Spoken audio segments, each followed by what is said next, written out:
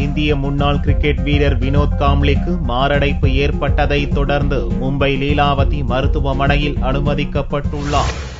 1991ஆம் ஆண்டில் பாகிஸ்தான் அணிக்கு எதிரான ஒருநாள் போட்டி மூலம் இந்திய கிரிக்கெட் அணியில் நுழைந்தவர் வினோத் காம்ப்ளி.